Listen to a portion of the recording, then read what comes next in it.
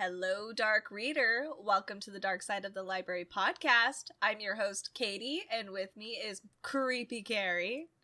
She's not creepy right now, but you know. So today we are going to go over some nonfiction reads coming out in March 2023. I'm excited for this because there's a lot of really it spans across many different genres, all of course very dark. Make sure to tune in to our show notes, by the way, if there are any reads that are of interest to you, and to check out our socials on Instagram, Facebook, YouTube. But if you're on YouTube, you're already here.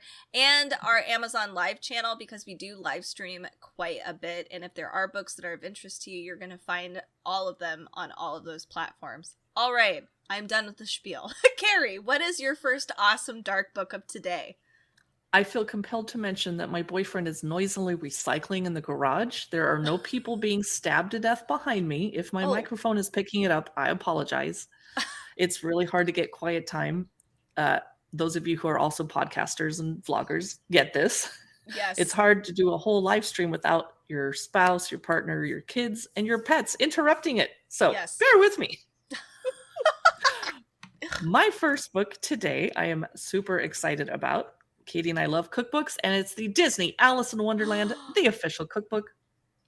And for whatever reason, over the years, and I've been a goth since the 1990s when I converted from being a punk rocker to a goth because of the literature and the clothing. Anyway, we love Alice in Wonderland for some reason.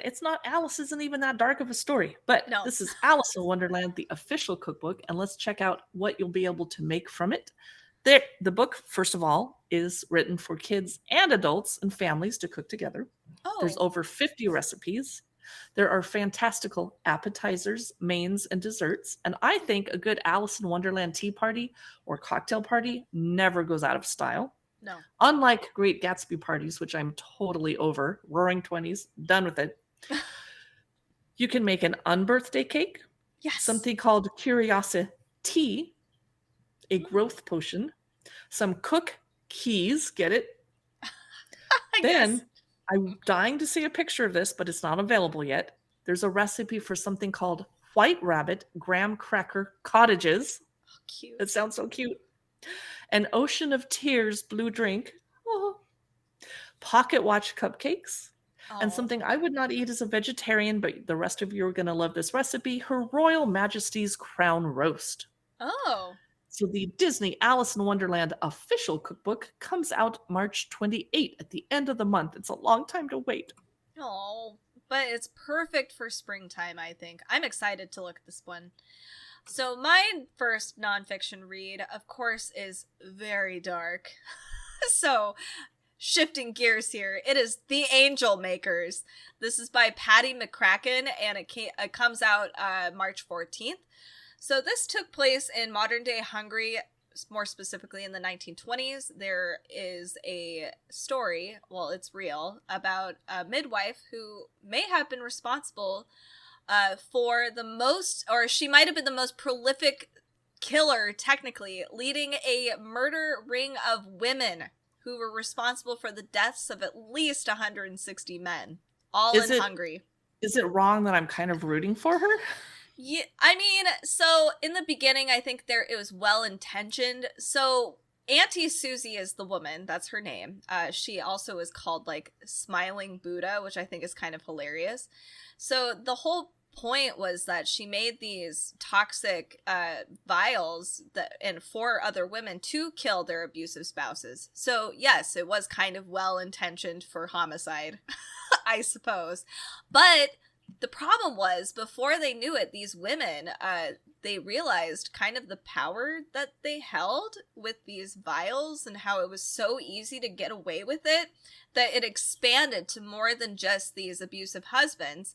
It expanded to, like, family members who were already kind of out the door anyway. So I guess that's kind of a good intention thing. But, like, you know, if it was somebody that you just didn't like a friend made you angry, or just a whole bunch of different things started to happen. Well, right, morality, blah, blah. Yes, exactly. So hundreds of people died because of this death ring. And yes, it might have been well intentioned in the beginning, but it didn't end up that way. But it went overlooked for such a long time is kind of the crazy part. And this was all in a very small, rustic village too. So it's interesting how that many people died in such a small place. This is a pretty famous story, but if you want to learn more about it, especially the details about the Angel Makers, check out the Angel Makers book by Patti McCracken. I have comments. Oh, well, have them. First of all, McCracken is such a badass last name. I wish it was my last name. Gary McCracken. That works. I'll get McCracken so well. on you. And the tagline is Arsenic, a midwife and modern history's most astonishing murder ring. And I'm like, you had me at arsenic. I will buy the book. All you had to put on the front cover was arsenic. I'm like, I'm in. That's funny. My next book is much more cheerful. Yay. It is the Book of Superstitions.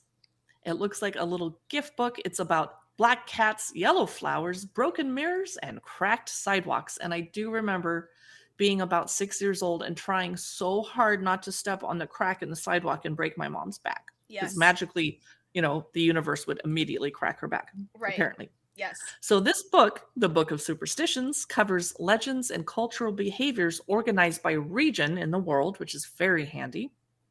There's beautiful illustrations and an analysis of how superstitions vary from country to country, which would be very interesting, especially because Kate took a lot of anthropology. Yeah. The chapters are numerology, charms, and fortune, and then ceremonies and rituals. I'm so there. Then on the home front, then a very morbid chapter called Death and the Spirit World. Woohoo. And the final chapter makes me laugh. It's called Watch What You Eat. Oh, no. Well, that's the Book of Superstitions. It's by Shelby L. Otmani, and it comes out March 28th. The next book on my list is Coraline, A Closer Look. This is by Mihailova, and I apologize if that is incorrect. This comes out March 23rd. The hardback actually already did come out in 2021, and this is a paperback version, but it is way more affordable. Like, the hardback is almost $100. Oh boy. And granted, it's a cool book, but I don't know about that. $100. So there's a lot of really cool stuff in this particular book. It explores and celebrates stop motion animation. Like, Coraline kind of was a huge deal in that particular realm of the arts. It also is a story that kind of straddles the line between children's story and adult thriller horror. And it's been very successful too. So it's done that successfully because Neil Gaiman is amazing. And then it also, something that it's done is it represents different forms of what families look like different dynamics of families. So it also explores like queer families, and actually has a lot more LGBTQ representation. And it has different roles, traditional roles for parents, because dad is more like, gardener, etc., that kind of thing. So all of the chapters are kind of divided by those big sections, and it deeply explores the movie and the novel itself. So check out, if you are interested in Coraline, Neil Gaiman, or any, Gothic reads, movies, any kind of or film study, this would be a really cool thing to pick up. It's Coraline, A Closer Look by Mihailova. My next book is Empire of the Scalpel, The History of Surgery. It's the most cheerful read of the day. Ooh. It's by Ira Rutkow, a medical doctor, a surgeon, and historian. Now, surgery has its early roots in ancient Egypt, and I shudder to think about that. Mm. It got refined in Europe, and now it's really dominant in the US, although some US people leave to go to other countries like Mexico to get surgery, and then they get kidnapped. So stay home and get your surgery here. So in the 16th century, someone named Andreas Vesalius had a crusade to accurately describe human anatomy, but he had to appease the conservative clergy who wanted him burned at the stake for doing so. Well, probably he was paying people to dig up bodies so he could cut them open, right? In the 19th century, surgeons were apathetic to Joseph Lister's innovation of antisepsis and cleaning techniques, and their indifference led to thousands of unnecessary surgical deaths. And as someone who survived surgery in the last 12 months, I'm pretty glad that I didn't get sepsis. So thank you, Joseph Lister. Yes. And the book will also cover Harvard's Joseph Murray and his Nobel Prize winning, seemingly impossible feat of transplanting a kidney and how that ushered in transplants. And my friend Randy is alive because of transplants, so I am grateful for that. Wow. So this nonfiction book is Empire of the Scalpel by Ira Rutkow, and it comes out March 8th.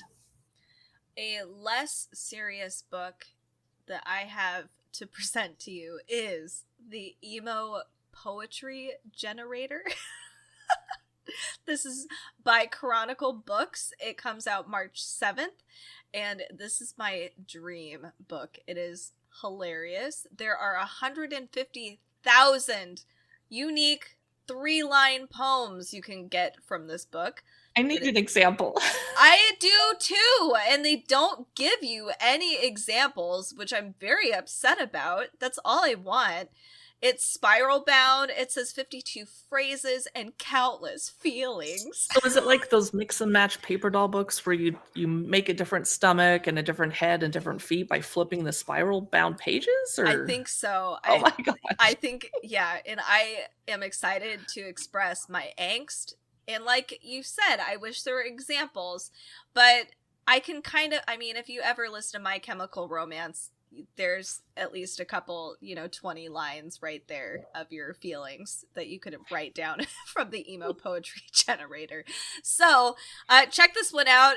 I think this is a great, just fun gift or a gag gift, honestly, for, maybe your angsty friend out there. It's hilarious. So check out the Emo Poetry Generator by Chronicle Books. Ooh, that cover. Wow. My next book is Gothic Fashion, The History by Katie Godman. Comes out March 31. So I don't know much about the book other than what the publisher said. I can't flip through it and see it yet, but I'm very excited. So she writes that ideas about what is Gothic have changed and mutated as they have, but a constant has remained a fascination with the dark and dramatic. Goth drama. Woo, it's so fun. So the history of Gothic fashion charts Gothic dress from its ancient and medieval origins to its various revivals and romanticized rebirths. And they're going to talk about cultural inspirations, including folklore, 19th century novels, the silver screen, and rock music. This is going to be so fun. I'm definitely going to pick this up. Unless the publisher would like to gift us a copy, see our About page at darksidedlibrary.com. Hint. And that is Gothic Fashion, The History from Barbarians to Haute Couture by Katie Godman. Wow. That is cool. I'm excited for that one too. My next book, I feel bad because I've never actually watched the TV series Grimm. Have you? I'm gasping, but no, I only watched 2 episodes, but I was busy raising kids at the time, or I would have. But It got a little silly. That's kind of what I heard. Yeah. And maybe that's why I didn't really prioritize it. So this book is called Grimm Realities, Essays on Identity and Justice in the Television Series. This is by Daniel Farr. And it's not really a book. This is more of it's just a whole bunch of essays put together. It's 120 pages. It is exploring the TV show Grimm. And this series apparently crafted an enchanted present to illuminate social and ethical challenges facing Western, in particular, American culture at the beginning of the 21st century. So we're exploring things like gender and sexuality, ethnicity, environmentalism, genre, and heroism, but also police culture. That was a big one in this. So check this out. Before George Floyd too. Yep. Wow. Yeah. So if you are interested, or if you were an avid watcher of Grimm, this might be an interesting study. It is Grimm Realities, Essays on Identity and Justice in the Television Series by Daniel Farr. Oh, Carrie, you are muted. Oh, thank you. How unprofessional. No, Pardon me. I was trying to make sure no one heard any more clinking around. That recycling. My next book I have pre-ordered months ago. It's The Madman's Gallery by Edward Brooke-Hitching. It's the strangest paintings, sculptures, and other curiosities from the history of art. For example, inside you will find an illustrated exhibition of the greatest curiosities from the global history of art. 100 eccentric antique paintings, engravings, illustrations, and sculptures, each with a fascinatingly bizarre story to tell. For example, European painters that used ground up Egyptian mummies as pigment. That is very disrespectful. They're going to tell us the story of a Parisian art hoax featuring paintings that looked fantastic, but they were actually created by a chimpanzee. Oh my God, that's funny. Then they're going to show us that someone painted a very admiring portrait of a cannibal. And then they're going to share depictions of the demon worms that are believed to cause toothaches. And the depictions have been carved into human molars. So that is The Madman's Gallery by Edward Brooke-Hitching.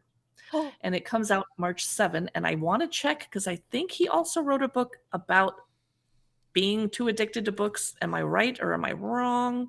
The Madman's Library, The Strangest Books. Yes. Okay. So this is his follow-up to that one. He is amazing. That's awesome. I'm excited for that one. That's hilarious.